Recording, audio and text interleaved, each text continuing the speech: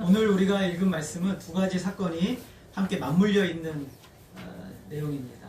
이런 사건이 그렇게 많지는 않은 것 같아요. 거의 아마 이게 유일하지 않나 생각이 드는데, 이 두 가지 사건은 우리에게 믿음의 서로 다른 부분을 보여주고 있습니다. 믿음이란 무엇인가에 대해서 참 잘 보여주는 말씀이죠. 예수님께서 이 거라사인의 땅에서 배를 타고 다시 가버나움으로 돌아오셨습니다. 그때 예수님을 기다렸던 많은 사람들이 예수님을 환영하고 또 받아 모셔드렸죠. 수많은 무리 가운데 급하게 한 사람이 예수님께로 나오는 사람이 있었는데, 오늘 말씀해 보면 야이로라는 사람이에요. 이 사람은 회당장이라는 사람인데 12살 된 외동딸, 딸 하나가 있는 그런 사람입니다. 회당장이라는 것은 이스라엘 그 나라에서 굉장히 높은 신분 가운데 있는 사람이에요. 그래서 높은 지위죠. 그래서 예수님 당시에는 종교적인 기능뿐만 아니라 그 사람들은 이 사회적인 기능들도 수행을 했던 곳이 바로 이 회당이라는 곳입니다. 학교 역할도 하고 또 재판소 역할을 했어요. 그래서 재판을 할 때 최종적인 재판을 했던 사람이 회당장이었습니다. 그러니까 굉장히 지위로 보나 아주 높은 지위에 있는 사람이었어요. 명예와 존경을 받았던 사람이죠. 근데 이 정도 신분을 누리는 사람이 지금 예수님이라는 분에게 예수님께 나오는 거예요. 나이로 봐도 아마 회당장의 나이가 더 많았을 거예요. 그런데 이 사람이 예수님께 와서 엎드려 예수님의 발 앞에 무릎을 꿇고 엎드리는 거예요. 굉장히 어려운 일이죠. 예수님이 많은 능력과 기적을 행하시긴 하셨지만 유대인들 사이에서는 아직도 예수님을 이단자라고 생각을 하고 있는 상황이거든요. 그럼에도 불구하고 예수님의 발 앞에 절박함으로 엎드리는데, 그 이유는 자신의 하나뿐인 딸이 죽어가고 있기 때문에 그러는 거예요. 지금 굉장히 절박한 상황이죠. 생명이 지금 목숨이 경각간에 달려있는 상황이기 때문에 이 야이로는 뭐 가릴 것이 없는 것이에요. 무조건 예수님께 나와서 엎드립니다. 여러분, 하나님께서는 이 고난이라는 것을 굉장히 잘 사용하세요. 그래서 하나님은 아주 고통스러운 이 고난을 통해서 우리로 하여금 하나님께 나올 수 있도록 하는 이 도구로 사용하세요. 인생의 비바람과 폭풍우가 없었더라면 여기 예수님 앞에 나오지 않았을 분들도 굉장히 많았을 거예요. 우리가 인생의 어려움을 당했기 때문에 주님 앞에 나오는 것이죠. 그래서 옛날에 우리 믿음의 선조들은 이 고난을 가르쳐서 변장된 축복이다라고 얘기를 했어요. 고난이 나쁜 것은 아니죠. 하나님은 이 고난을 사용하셔서 우리를 굉장히 유익하게 만드시는 하나님의 능력을 경험합니다. 그래서 이 고난과 역경을 통해서 이 회당장 야이로라는 사람이 예수님 앞에 나왔어요. 굉장히 축복된 상황인 거죠. 자신의 신분과 지위를 내려놓고 예수님 앞에 엎드려 간구합니다. 똑같은 사건을 기록했던 마가복음에 보니까 간곡히 구했다라고 표현하는데, 여기서 간곡히라는 단어는 반복하다는 뜻이에요. 예수님께 나와서 막 정신없이 반복해서 내 딸을 좀 살려달라고 이렇게 기도하는 모습을 볼 수가 있어요. 그래서 예수님께서 즉시로 이 야이로와 동행을 하시죠. 집으로 가십니다. 그런데 중간에 한 가지 사건이 또 맞물려 있어요. 12년 동안 혈류병을 앓던 한 여인이 예수님께 나오는 사건이죠. 예수님께 뒤로 와서 그 옷자락에 손을 댑니다. 그러자 혈류병이 낫는 사건이 일어나죠. 혈류병, 혈류증이라는 것은 피를 쏟고 하혈하는 병입니다. 피가 멈추지 않는 병이죠. 그래서 당신이 단순히 어떤 생리적인 현상이 아니라 피가 멈추지 않기 때문에 이것을 혈류병이라고 말하는 거죠. 여러분, 레위기 15장에 보게 되면 이 혈류병을 앓는 사람은 부정하다라고 하고 있어요. 부정하다라는 것은 사람과 만나서도 안 되고 하나님을 예배해서도 안 돼요. 그런데 이 혈류병은요, 특별히 나병과 함께 같이 다뤄요. 그만큼 혈류병이 굉장히 부정하고 안 좋은 질병으로서 분류가 되고 있는 것이죠. 그래서 이 여인이 누군가를 만지면 그 사람도 부정하게 되고, 이 여인이 앉았던 자리에 누가 앉으면 그 사람도 부정하게 돼요. 그래서 하나님이 예배할 수 없는 상황이 되는 것이죠. 사회로부터 철저하게 격리가 되는 그런 무서운 병이 혈류병입니다. 종종 이런 사람들은 부끄러운 병이라고 해서 그 성 밖으로 쫓겨납니다. 집에서 살 수가 없어요. 당연히 성전에 접근하는 것도 금지가 되는 것이죠. 근데 이 혈류병은 이 당시에 난치병이에요. 고칠 수가 없는 병입니다. 이 여인은 아무에게도 고침을 받지 못했어요. 근데 얼마나 마음이 간절했는지 병에서 낫고 싶은 간절함이 있었던 거죠. 마가복음 5장 26절 말씀인데 우리 같이 한번 읽어보겠습니다. 마가복음 5장 26절 시작. 나는 의사에게 괴로움을 받았고 가진 것도 다 허비하였으되 아무 효용이 없고 도리어 더 중하였던 차에 병을 고치기 위해서 가지고 있던 돈을 다 했어요. 그래서 이 의원들에게 가서 병을 고쳐달라고 했는데 돈만 허비하고 병은 어떻게 됐던 거예요? 더 안 좋아진 거예요. 더 안 좋아진 상황이 돼버린 것이죠. 이제는 이런 상태로 이 여인이 기다리는 것은 죽음밖에 없는 거죠. 여인이 이런 어떤 얼마나 수치스럽고 얼마나 고통스러운 상황이었어요. 가족들에게, 이웃들에게, 사회에서도 버림받은 여인이죠. 근데 이 여인이 예수님의 소문을 듣고 예수님께 위험을 무릅쓰고 나옵니다. 그리고 수많은 무리들을 해치고 와서 예수님의 옷자락을 터치하는 거예요. 꽉 잡은 게 아니라 옷자락을 만졌어요.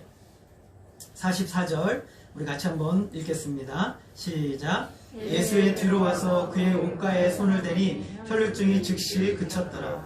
여러분, 부정한 여인은 사람을 만지면 어떻게 된다고 그랬죠? 그 사람도 부정하게 돼요. 그런데 이 여인이 누군가를 만진다는 것은 내가 이 부정한 것으로 내 몸을 이 사람을 만진다 할지라도 이 사람이 부정하게 되지 않을 것이다 라는 믿음이 있었기 때문이죠. 믿음이 있었기 때문에. 이 여인은요, 어떤 믿음이 있었냐면 내가 예수님의 옷자락에 손을 대어도 예수님이 부정하게 되지 않는다는 믿음이 있었던 것이죠. 그런데 여인은 진짜 가릴 게 없는 거예요. 예수님만 만나야 되겠다는 생각으로 왔던 것이죠. 예수님이 앞에 계시기 때문에 절대 뒤로 돌아설 수가 없습니다. 여러분, 예수님 만나기 위해서는 우리는 절대로 그 무엇도 우리에게 걸림돌이 되도록 해서는 안 돼요. 우리의 생각, 우리의 경험, 우리의 그 무엇도 예수님을 만나는 데 있어서 걸림돌이 되어서는 안 되는 거예요. 예수님이 계신데 그 자리를 피해가서도 안 되고 우리는 어떤 일이 있어도 어느 누구라도 예수님을 만나야 돼요. 그것만이 인생의 소망이 있는 거예요. 예수님이 만날 수 있는 자리를 사모하고 언제든지 하나님의 은혜의 자리를 사모하고 주님 앞에 나오는 것이 우리의 인생의 가장 큰 복이 되는 거예요. 그것보다 더 큰 은혜는 없는 것이죠. 여러분, 예수님께서는 천국은 침노하는 자의 것이라고 했어요. 침노한다는 것에 대해 설명을 드렸죠. 수단과 방법을 가리지 않고 그것을 얻기 위해서 모든 방법을 다 간구한다는 거예요. 천국은 얻어도 되고 얻지 않아도 되는 것이 아니라 천국은 반드시 얻어야 되는 거예요. 예수님은 만나도 되고 안 만나도 되는 분이 아니라 반드시 만나야 되는 분인 거예요. 왜냐하면 우리의 전 인생, 영원의 문제, 영생의 문제가 걸려있기 때문에 그래요. 이 여인은요, 예수님을 만나기 위해서 아무것도 가리지 않았어요. 옷자락에 손을 댔다는 것은 꽉 잡았다는 것이 아니라 순간적으로 터치한 거라고 그랬어요. 자신이 부정한 여인이기 때문에 두려운 마음이 있지만 그래서 잡기는 잡아야 되는데 꽉 잡을 수가 없었던 것이죠. 그런데 놀라운 역사가 일어났어요. 옷자락에 터치만 했는데 그 즉시로 흐르는 피가 그쳐버립니다. 어떤 마음으로 예수님의 옷자락에 만졌을까? 이 여인이 어떤 마음으로 도대체 예수님의 옷자락을 만졌을까? 마가복음 5장 28절 우리 같이 한번 읽어보겠습니다. 시작. 이는 내가 그 옷에만 손을 대어도 구원을 받으리라 생각함이로라.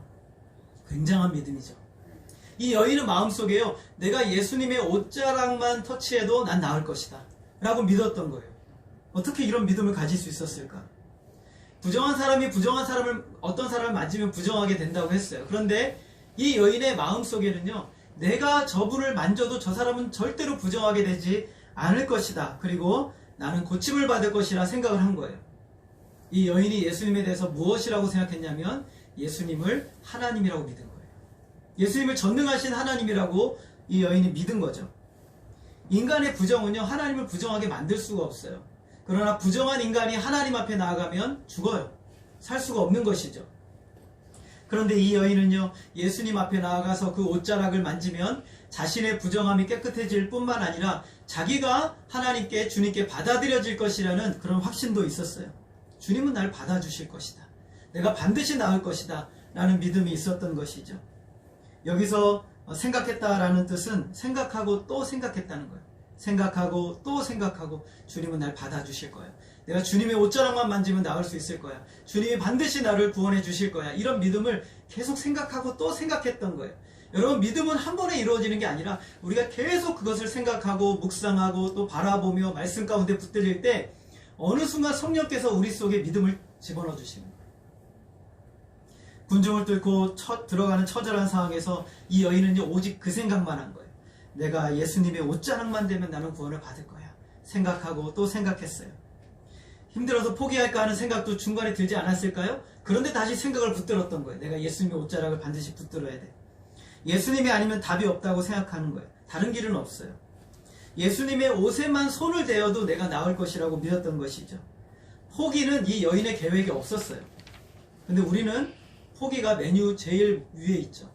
조금만 힘들면은 예배를 포기하고, 조금만 힘들면 기도하지 않고, 조금만 문제가 생기면 내가 하나님께 나아가는 것을 제일 먼저 포기하는 것이 우리의 모습이라면, 우리 정말 중요한 게 뭔지 모르고 살아가는 거예요.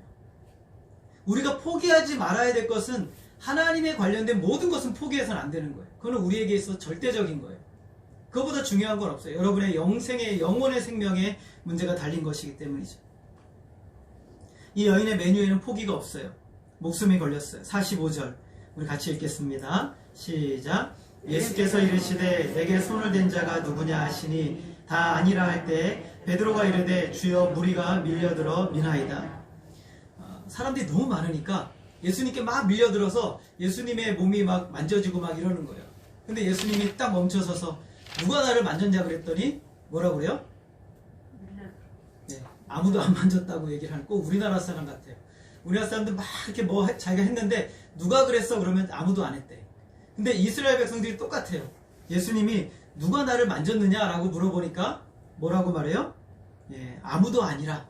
난 아무도 예수님을 만진 사람이 없다라는 것이죠. 근데 맞는 말이에요. 아무도 예수님을 진짜 믿음으로 만진 사람은 아무도 없었던 거예요. 예수님의 몸을 터치하고 몸이 밀리고 막 이렇게 어떤 사람들은 몸에 막 대고 이런 식으로 됐겠지만, 그런데 그 중에 진짜 믿음으로 예수님을 만진 사람은 아무도 없었던 거예요. 아무도. 히브리서 11장 6절에 보니까 믿음이 없이는 하나님을 기쁘시게 하지 못하나니 하나님께 나아가는 자는 반드시 그가 계신 것과 또한 그가 자기를 찾는 자들에게 상 주시는 이심을 믿어야 할지니라. 여러분, 믿음이 없이 하나님께 나아가는 것은 아무것도 얻지 못하는 거예요. 우리가 하나님을 향한 믿음이 없이 기도하고, 하나님을 향한 믿음이 없이 예배드리고, 하나님을 향한 참된 믿음이 없이 나아가는 것은 아무 의미가 없는 거예요. 단지 지식으로만 우리가 하나님을 안다는 것은 하나님을 오히려 모독하는 거죠. 믿음이 없이는 아무것도 할 수가 없어요. 수많은 사람들이 있었어요. 질병이 걸린 사람도 있었을 것이고, 또 인생의 문제를 가지고 있는 사람도 있었을 것이고, 답답하고 고민이 되는 수많은 일들이 있었을 거예요. 그런데 아무도 예수님을 믿음으로 만지지는 않았어요. 아무도. 오직 이 한 여인, 혈류병에 걸렸던 한 여인은 내가 예수님의 옷자락만 손을 대어도 나의 궁극적인 문제가 해결될 것이다 라는 분명한 믿음이 있었던 것이죠. 예수님께서 자신을 받아주시고 자기를 건져주시고 새롭게 해주실 것이라는 믿음이 있었기 때문에 예수님의 옷자락만 살짝 만져도 놀라운 능력의 역사를 경험하게 된 겁니다. 우리 46절 이 말씀도 같이 읽겠습니다. 시작. 여자가 스스로 숨기지 못할 줄을 알고 떨며 나와. 46절? 47절입니까? 예, 제가 읽겠습니다. 여자가 스스로 숨기지 못할 줄을 알고 떨며 나와 엎드려 그 손댄 이유와 곧 나은 것을 모든 사람 앞에서 말하니. 예수님께서 누가 나를 만졌느냐라고 물으니까 이제 여인이 숨기지 못하고 앞으로 나왔어요. 예수님께 손을 댄 자가 있다고 말씀하시는 것은 믿음으로 예수님을 만진 자가 있다는 것이죠. 여기서 우리가 믿음이라는 것은 참 놀라운 능력을 행하는데, 믿음은 하나님이 우리에게 주시는 거잖아요. 그런데 하나님께서 믿음을 통로로 해서 하나님의 역사를 이루세요. 믿음이 통로가 되는 거예요. 그래서 이 여인이 앞으로 나와서 하나님 모든 사람 앞에서 간증을 합니다. 내가 어떤 사람이었고, 내가 어떤 마음으로 예수님을 만졌고, 그리고 예수님의 그 능력을 통해 내가 어떻게 되었는지를 간증을 한 거예요. 참 은혜로운 시간이죠. 자기가 원래 혈류병이었다라는 이야기를 고백했을 때 수많은 사람들이 놀랐을 거예요. 아니, 내가 저 여인을 만졌는데, 저 여인이 내 몸에 부딪혔는데, 뭐 이런 생각을 했을 거란 말이죠. 그런데 내가 예수님의 옷자락을 손을 대는 순간 내 모든 피가 흐르는 것이 멈췄고 나는 나음을 입었다라고 이야기를 하는 거예요. 굉장히 은혜로운 순간이죠. 그러자 예수님께서 이 여인의 한창 간증을 듣고 나서 따라 내 믿음이 너를 구원하였으니 평안히 가라고 하십니다. 정말 은혜로운 시간이죠. 치유의 역사가 있고 또 간증이 있었고 예수님의 축복의 말씀이 있었습니다. 이 사건은요, 근데 우리가 이 사건이 두 개로 맞물려 있잖아요. 근데 이 사건은 특별히 이 여인을 위한 것이기도 하지만 저는 이 사건이 더 중요한 것은 야이로를 위한 것이었다라고 볼 수가 있어요. 야이로의 믿음을 위해서 그가 잘 이 순간을 이겨낼 수 있도록 하시기 위해서 예수님께서 특별히 마련하신 은혜의 장치였다라고 할 수 있어요. 야이로는 죽어가는 이 자신의 딸로 인해서 마음이 너무 고통스러워요. 그런데 잠시 멈춰서서 이 혈류병을 앓던 12년 동안 혈류병을 앓던 여인이 고침을 받는 사건을 통해서 굉장한 위로를 받는 거예요. 여러분, 우리가 신앙생활 하다가 누가 하나님의 은혜로 치유를 받고 누가 하나님의 은혜로 이런 문제에서 해결되는 이야기를 들으면 가슴이 뜨거워지잖아요. 참 위로가 되고 하나님께서 이렇게 역사하시는구나 라고 감동이 오잖아요. 지금 야이로가 그 감동을 느끼고 있는 거예요. 지금 딸은 지금 죽어가고 있지만 마음속에 어떤 생각이 있었을까? 저 혈류병을 앓던 여인을 치료하신 것처럼 내 딸도 치료해 주시겠지. 저 혈류병을 앓던 여인이 믿음으로 옷자락만 만졌는데 나음을 입었다면 분명히 내 딸도 나음을 입을 거야. 나는 주님 앞에 나와서 엎드려서 간구하며 간절히 구했으니 분명히 구해주실 거야. 아마 야이로는 마음속에 이런 생각을 했을 거예요. 이런 믿음을 가질 수 있도록 하나님이 힘을 공급해 주시는 거예요. 신앙의 공동체는요, 그래서 참 중요한 거예요. 우리가 믿음을 서로 나누고 힘을 나눌 때 서로가 서로를 통해서 힘을 얻고 더 큰 어려움을 이길 수 있는 힘을 얻게 되는 것이죠. 위기를 극복하기 위해서 치유의 사건을 보게 하신 거예요. 1917년에 평양에 대부흥 운동이 일어났어요. 근데 대부흥 운동에서 전국, 우리나라 전국에 이 부흥의 역사가 어마어마하게 일어났죠. 근데 많은 성경학자들은 도대체 이 부흥을 하나님 왜 주셨는가? 그것은 바로 일제강점기를 이기게 하기 위해서, 일제강점기를 이겨내게 하기 위해서 하나님이 한국 안에 전국적으로 흐르는 부흥의 역사를 이루어 주신 거예요. 그리고 일제강점기를 이겨낼 수 있었던 것이죠. 큰 힘과 격려를 주시기 위해서 하나님이 주신 거예요. 그런데 결정적인 위기가 찾아와요. 우리 49절 말씀을 같이 읽겠습니다. 시작. 아직 말씀하실 때 회당장의 집에서 사람이 와서 말하되 당신의 딸이 죽었나이다. 선생님을 더 괴롭게 하지 마소서 하거늘. 기가 막힌 순간이에요. 지금까지 너무 은혜가 되고 내 딸에 대한 소망이 있고 막 이랬는데 회당장의 집에서 사람들이 와서 당신의 딸이 죽었습니다 라고 이야기를 합니다. 상황이 완전히 끝난 것이죠. 12년 동안 혈류증을 앓던 여인은 치유를 받았는데 12년 동안 사랑받으며 자기가 키웠던 외동딸은 죽었어요. 여러분, 우리들도 이런 경험들이 있죠. 다른 성도들은 치유를 경험하는데 나는 그걸 경험하지를 못하는 거예요. 다른 성도들은 성공을 하는데 나는 그것을 누리지를 못해요. 왜 나만 치유받지 못하는가? 다른 사람은 성공하는데 왜 나는 성공하지 못하는가? 왜 나는 소외되는가? 왜 내가 하는 일을 인정받지 못하는가? 우리 가정은 왜 이런 문제들이 있는가? 우리의 관계는 왜 이렇게 어려운가? 다른 사람들은 다 잘되고 하나님의 은혜를 누리는 것 같은데 왜 나는 이렇게 어려운가? 라는 것이 우리 신앙의 큰 고통이에요. 끊임없이 나의 부족함과 나의 연약함과 내가 누리지 못하는 것에 대해서 마음의 고통이 막 밀려오는 것이죠. 왜 나는 성공하지 못하지? 나는 왜 안 되지? 하나님이 왜 나를 보호해 주는 것 같지가 않지? 이런 마음이 드는 것이죠. 예수님을 향한 서운한 마음이 막 일어나기 시작했을 거예요. 너무도 은혜로운 시간 가운데 야이로 자신에게만 아주 절망적인 모든 사람들이 할렐루야하고 아멘을 막 하면서 정말 하나님 살아계시구나 하는 그 순간에 오직 야이로에게만 가장 절망적인 이야기가 들려온 것이죠. 여러분, 우리가 이때 꼭 기억해야 될 것이 있어요. 하나님은 딱 나만을 위한 특별한 계획이 있으세요. 모두에게 똑같이 하는 것은 하나님의 방법이 아니에요. 하나님은 각 사람에게 원하시는 계획이 있는 거예요. 다 달라요. 똑같은 방법으로 하나님은 역사하지 않으세요. 12년 동안 혈류병을 앓고 있던 여인과 12년 동안 사랑을 받으며 살았던 야이로의 딸을 다르게 하시는 것이 하나님의 뜻이에요. 목적은 하나예요. 여러분 꼭 기억하세요. 목적은 하나예요. 우리 모두에게 선을 이루시는 거예요. 이것이 하나님의 목적이에요. 방법은 다르게 하지만 목적은 딱 하나예요. 우리를 선한 길로 인도하시기 위해서 하나님은 이렇게 하시는 거예요. 나에게 맞는 나만을 위한 선을 베푸세요. 모두에게 똑같이 일하지 않으세요. 그러므로 최악의 상황이라 하더라도 우리는 언제나 이 선하신 하나님을 믿어야 돼요. 하나님은 저와 여러분에게 다른 사람과 다르게 하시기를 원하세요. 다른 방법을 주고자 하세요. 그러나 사람들은 이제 뭐라고 하냐면 끝났다라고 얘기하게 만드는 거예요. 인간의 한계를 극복할 수가 없어요. 선생님을 더 이상 괴롭게 하지 마소서라고 말합니다. 이 말은 이제는 끝났으니 기도하지 마세요. 이제는 끝났으니 교회 안 나가셔도 돼요. 이제 당신은 끝난 거예요. 더 이상 하나님 앞에 매달릴 필요도 없어요. 결과는 정해졌어요. 기도할 필요 없어요. 라고 말하는 것이죠. 야이로는 아마도 사람들의 말을 듣고 포기하고 집으로 돌아가려고 했을지 몰라요. 그때 예수님께서 야이로를 붙잡으시며 말하세요. 50절 우리 같이 읽겠습니다. 시작. 예수님께서 들으시고 이르시되 두려워하지 말고 믿기만 하라. 그리하면 딸이 구원을 얻으리라 하시고, 완전한 절망의 순간에도 우리가 들어야 할 소리는 사람들의 소리가 아니에요. 환경의 결론과 환경의 소리도 아니에요.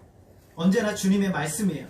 주님이 끝이 아니라고 하면 천지가 개벽하고 무슨 일이 일어나도 끝이 난 건 아니에요. 주님이 끝이 아니라고 하면 우리는 더 무릎 꿇고 기도해야 하는 거예요. 더 하나님을 붙들어야 되는 거예요. 주님의 말씀을 항상 듣는 사람은 고난의 순간에 주님의 말씀이 더욱 명확하게 들려요.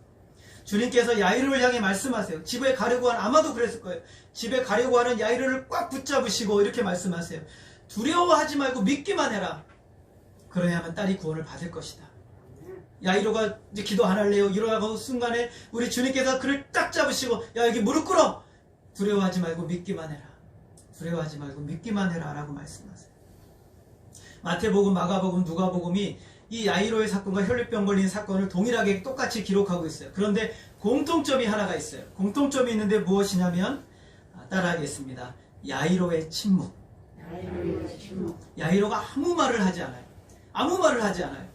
야이로는요 그냥 말하지 않아요. 지금 마음속에서는 불평과 원망과 때로는 서운함과 온갖 말이 마음속에 있지만 입으로 내뱉지 않고 있어요. 성급하게 말하지 않아요. 원망하지 않아요. 부당하다고 이야기하지도 않아요. 야이로는 그냥 가만히 침묵하고 그냥 주님께 자신을 내어 맡겨버려요. 여러분, 우리는 너무 성급하게 입을 열어요. 주님 너무나 원망이 돼요. 주님 너무나 서운합니다. 주님 왜 나한테만 이렇게 하시죠? 주님 왜 이런 상황으로 저를 몰고 가셨죠? 우리는 너무 성급하게 입을 열어서 말해요. 화를 내고 불평하고 절망적이라고 말합니다. 그러나 야이로는 한마디 말도 하지 않아요. 한마디 말도 하지 않아요. 그냥 주님 앞에 자신을 완전히 내어 던진 것처럼 주님의 말씀 앞에 맡겨요. 아무 말도 하지 않고 주님이 가자고 하시니까 따라가요. 자기의 집으로 갑니다. 여러분, 우리도 사람의 소리에 귀를 닫고 고통의 순간에 주님의 말씀에 더욱 집중하시기를 부탁드립니다. 계속해서 더욱 집중해서 하나님 말씀으로 쑥 들어가야 돼요. 우리가 문제가 생길수록 더 하나님 말씀으로 들어가야지 믿음이 생기는 것이지, 사람이 하는 말을 들으면 우리는 마음이 상하고 믿음이 떨어져 나가는 거예요. 환경이 무너지면 끝나는 거예요. 말씀을 붙고 더 말씀, 주님의 말씀을 들어야 돼요. 여러분, 어려울수록 더 주님의 말씀을 들으세요. 힘이 들수록 더 주님의 말씀 안에 들어가야 돼요. 그래야지만 우리가 이 상황을 극복할 수 있는 힘을 얻을 수가 있는 것이죠. 여기서 두려워하지 말고 믿기만 하라는 원래 원문의 의미는요, 계속해서 믿으라는 거예요. 현재형이에요. 계속 믿으라. 쉽게 말하면 믿음을 붙들고 있으라는 거예요. 내가 말한 거 그대로 믿고 붙들고 있으라는 거예요. 계속 믿으라. 불신앙적인 상황이에요. 소리가 들려옵니다. 선생님을 더 이상 괴롭게 하지 마세요. 기도할 필요가 없습니다. 당신은 끝이에요. 이제 더 이상 기도할 필요 없어요. 왜 애써 수고하십니까? 결론이 그거밖에 아니에요. 라고 말할 때 그 소리를 귀를 닫고 우리는 믿음을 붙들어야 되는 거예요. 예수님과 야이로가 집에 도착했을 때 죽은 아이로 인해서 사람들이 울며 통곡을 합니다. 그때 예수님께서 울지 말라고 하시고 이 아이가 죽은 것이 아니라 잔다고 말합니다. 여러분, 이 아이는 죽었을까요? 살았을까요? 죽었어요. 죽은 거예요, 진짜. 진짜 죽은 거예요. 육체가 죽은 거란 말이죠. 예수님의 말씀의 의미는 굉장히 중요한 단어를 포함하고 있어요. 예수님이 이 아이를 향해서 뭐라고 말씀하셨죠? 죽은 것이 아니라 잔다고 말씀하셨어요. 예수님은 야이로에게 이 아이가 어떤 존재인지에 대한 더 특별한 이야기를 들려주고 싶으신 거예요. 여러분, 성경은 성도들의 죽음을 향해서 죽었다라고 표현하지 않아요. 잔다라고 표현하고 있어요. 우리가 잘 아는 요한복음 11장에서 나사로의 죽음에 대해서도 예수님께서 뭐라고 말씀하시냐면 우리 친구 나사로가 잠들었도다라고 말씀하세요. 사도 바울은 고린도전서 15장의 부활장에서도 부활을 목격한 사람들 중에 대다수가 살아있는데 어떤 사람들은 잠들었도다라고 표현하고 있어요. 데살로니가전서 4장에서도 먼저 간 믿음의 지체들을 향하여서 자는 자들이라고 표현하고 있어요. 성경은 신자들의 죽음을 향해서 죽었다라고 표현하지 않아요. 왜냐하면 그들은 자는 자들이에요. 일어날 자들이기 때문에 그래요. 일어날 자들이기 때문에. 영원히 죽음 가운데 있을 존재가 아니라 반드시 일어날 존재, 부활할 존재이기 때문에 죽었다라고 표현하지 않는 것이죠. 성도들의 육체의 죽음은 영원한 복을 누리는 삶으로 깨어나는 관문이 되는 거예요. 그러므로 죽음이라는 최후의 절망에서도 우리 성도들은 더 크고 영광스러운 소망을 가질 수가 있는 것이에요. 죽은 것이 아니라 잔다라는 믿음이죠. 예수 그리스도께서 십자가 위에 죽으심으로 그리고 사흘 만에 사망과 죄와 사망과 죽음의 권세를 이기시고 부활하심으로 우리 모든 성도들은 이제 죽음이 아니라 자는 것으로 바뀌어버린 거예요. 그리고 다시 이렇게 세워주시는 삶이 되는 것이죠. 그래서 영원한 삶을 사는 영생을 누리는 존재가 되게 해주신 거예요. 그래서 예수님께서 특별히 야이로를 비롯한 모든 사람들을 향해서 이 아이가 죽은 것이 아니라 잔다라고 표현하는 것은 이 아이가 바로 나의 자녀이다 라고 표현해 주시는 거예요. 이 아이는 나의 특별한 자녀이다. 내가 이 아이를 특별하게 불렀다라고 말씀해 주는 거예요. 이 아이는 단지 육신의 생명만을 누리는 것이 아니라 이 아이는 영원한 생명을 누릴 하나님의 자녀라고 그 자리에서 선포해 주시는 거예요. 놀라운 축복이죠. 사람들이 예수님의 말씀을 비웃습니다. 소녀는 죽었고 다시 살 수 없기 때문에 그래요. 그게 인간의 한계죠. 예수님은 예수님을 비웃는 사람들을 다 내보내서 너희들은 나가라. 하나님의 역사를 볼 자격이 없다라는 거예요. 그들은 믿음의 역사를 볼 자격이 없어요. 여러분 믿음의 말을 하시기를 바랍니다. 믿음의 삶을 살아야 돼요. 저와 여러분이 참된 믿음이 있다면 우리 주님의 십자가로 말미암아 우리가 구원받은 것이 확실하다면 우리는 믿음의 삶을 살아가야 돼요. 믿음으로 말하고 믿음으로 보고 믿음으로 살아가야 돼요. 그래야만 진짜 믿음의 역사를 볼 수가 있는 것이에요. 예수님은 아이의 부모와 몇 명의 자녀들만 데리고 죽은 아이가 있는 곳으로 들어가십니다. 그리고 지체하지 않으시고 죽은 이 소녀의 손을 잡으시고 부르십니다. 아이야 일어나라 라고 말하세요. 여기서 헬라어 원문에서 일어나라 라는 것은요, 어떤 아이가 저녁에 잠이 들었는데 아침에 엄마가 아이를 깨워요. 얘야 일어나라 라고 깨우는 그 똑같은 단어를 쓰고 있어요.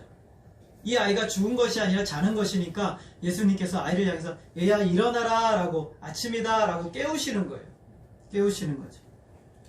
굉장히 놀라운 표현을 듣고 우리는 잘 몰라요. 헬라어 원문의 의미를 우리 단어가 아니기 때문에 잘 모르지만 이 사람들은 참 놀랐을 거예요. 아이야 일어나라 라고 주님이 말씀하실 때. 누가복음은 다른 복음서와 달리 정확하게 표현하고 있어요. 우리 55절 말씀 같이 읽도록 하겠습니다. 시작. 그 영이 돌아와 아이가 곧 일어나거늘 예수께서 먹을 것을 주라 명하시니. 영이 떠나갔었어요. 아이가 영이 떠나갔었던 것이죠. 우리는 영이 떠나면 죽습니다. 죽은 거예요. 그런데 주님께서 명령하시니까 떠나갔던 영이 어떻게 해요? 다시 돌아온 거예요. 굉장히 놀라운 표현이에요. 누가복음만 기록하고 있어요. 아, 주님이 명령하시면 영이 떠나갔던 영이 돌아오기도 하는구나. 이것이 성경이 우리에게 보여준 놀라운 진리예요. 이미 떠나갔던 영이 돌아와서 이 아이에게로 들어오는 거예요. 그러자 이 아이가 일어나거늘 예수께서 먹을 것을 주라 명하십니다. 이 세상 모든 권세를 다 주님이 가시고 계시다는 것을 분명하게 보여주세요. 요한복음 5장 25절에서 주님이 말씀하세요. 진실로 진실로 너희에게 이르노니 죽은 자들이 하나님의 아들의 음성을 들을 때가 오나니 곧 이때라. 듣는 자는 살아나리라. 소녀가 주님의 음성을 듣고 살아났습니다. 나사로가 주님의 음성을 듣고 살아났어요. 우리의 육신의 생명이 다하고 잠들어 있는 그때 주님이 저와 여러분의 이름을 부를 때 우리는 살아날 것이에요. 다시 살아나 영광의 부활로 영원한 생명의 나라에서 영생을 누리게 될 것이에요. 그것이 참된 부활이요 영원한 부활입니다. 오늘 예수님께서는 이 두 가지 사건을 통해서 우리에게 믿음이 무엇인지를 말씀해주고 있습니다. 믿음은 내가 어떤 상태에 있더라도 하나님께 나아가면 반드시 하나님은 나를 받아주신다는 확신이에요. 저와 여러분의 문제의 모든 해답은 우리에게 있는 것이 아니라 바로 하나님께 있어요. 믿음은 하나님께 나를 내어 맡기는 것이죠. 지금은 굉장히 절망스럽고 고통스러운 순간이라 할지라도 미래가 보이지 않더라도 내가 주님 앞에 나의 모든 것을 의지하며 나아갈 때 하나님이 나를 가장 유익하게 선으로 이루실 것이라는 그 확신, 그것이 믿음이에요. 여러분 지금 두려움 가운데 있습니까? 인생의 문제 가운데, 수많은 문제 가운데 있으십니까? 여러분의 인생에 있어서 이것이 다 끝났다라고 생각하십니까? 우리가 보기에는 끝난 사건들이 있어요. 우리가 보기에 좌절되고 절망스러운 상황들이 있어요. 그러나 오늘 주님께서는 저와 여러분의 아버지가 되시고 주님이 오늘 우리를 찾아오셔서 오늘 우리를 불러주시는 거예요. 여인이 주님께로 나온 것이 아니라 주님이 여인을 부른 거예요. 야이로가 주님을 찾아온 것이 아니라 주님이 야이로를 부르신 거예요. 그래서 그들을 통해서 그 사건과 상황을 통해서 하나님이 어떻게 그 역사들을 이루시는지를 이 두 가지 사건들을 통해서 수많은 사람들에게 증거하고 계시는 것이죠. 오늘 주님은 야이로에게 말씀하셨죠. 두려워하지 말고 믿기만 하라. 여러분 주님이 우리 가운데 계시고 우리를 붙들고 계세요. 두려워하지 말고 믿기만 하시기를 부탁드립니다. 우리의 모든 생각을 예수님께 고정하세요. 여러분의 모든 것들이 주님께로 고정이 되어야만 하는 거예요. 온갖 세상의 생각들과 세상의 가치관들 안에 온갖 내 머릿속에 돈과 명예와 권력과 성공과 온갖 세상의 것들로 가득 차 있다면 우리 주님을 볼 수가 없어요. 주님 앞에 나오지 않는 것이죠. 사람들의 말이나 환경이나 부정적이나 고통스러운 상황에 여러분들을 내어 맡기지 마세요. 사람들이 여러분에게 부정적인 말을 할 때 그것보다 주님의 말씀으로 들어가셔야 되는 것이죠. 믿음의 말씀을 듣는 자리로, 말씀을 듣는 믿음의 말이 들려지는 공동체 안으로 들어가야 돼요. 하나님의 말씀이 오늘 우리 가운데 충만하게 울려 퍼지도록 그 말씀 안으로 더 깊이 들어가셔야 되는 거예요. 오늘 야이로와 12년 동안 혈류병을 앓던 여인과 12년 동안 행복하게 살았으나 그러나 죽음을 맛봤던 이 아이의 모습이 때로는 우리의 모습이기도 해요. 여러분 12년 동안 고통받고 슬퍼하는 해결되지 않는 문제 가운데 있으신 분이 있으세요? 지금까지 잘 살아왔는데 갑자기 인생의 문제가 터져서 도무지 길이 보이지 않는 분이 있습니까? 오늘 주님께서는 그 모든 문제의 해답은 예수님께 있다고 말씀하고 있어요. 그 문제의 모든 길은 예수님께만 있다고 저와 여러분에게 말씀하고 있는 것이죠. 저와 여러분을 위해 십자가 위에서 죽으시기까지 사랑하신 그 주님께서 오늘 저와 여러분을 향해서 내게로 오라고 말씀하고 있어요. 주님께로 오라고 말씀하고 있어요.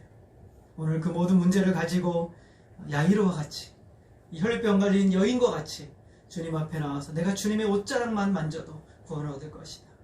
나의 인생에 있어서 주님만이 내 딸을 살릴 수 있는 유일한 길이다.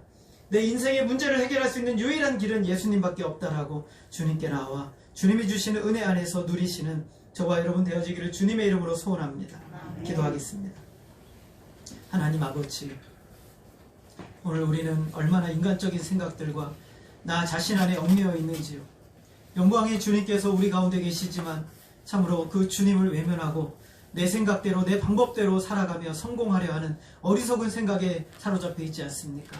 내 문제를 내 힘으로 해결하고 또 이 모든 문제 가운데 모든 결정권이 나에게 있는 것처럼 살아가려 할 때 결국에 실패하고 무너질 수밖에 없는 우리 자신임을 우리가 철저하게 보게 하여 주옵소서. 예수님 앞에 나왔을 때 12년 동안 혈류병을 앓던 여인이 고침을 받았고 예수님 앞에 나왔을 때 도무지 살 수 없는 죽음 가운데 있는 영혼이 살아나 그의 영생의 복락을 누리는 은혜의 자리까지 나아갈 수 있도록 인도하신 하나님의 은혜로 인하여 감사를 드립니다. 때로는 실패한 것 같은 상황, 때로는 아무것도 아닌 상황이지만 우리를 가장 유익되게 하시는 선하신 하나님을 믿게 하여 주시고 지금 이 상황에서 절망적이고 좌절되는 상황일지라도 하나님 바로 우리의 아버지 되시고 우리를 붙들고 계심을 믿음으로 나아가는 우리 모든 성도들이 될 수 있도록 역사하여 주시옵소서. 하나님께서 오늘 이 시간에 주님 함께해 주시기를 간절히 원하오며 예수님의 이름으로 기도하였습니다. 아멘.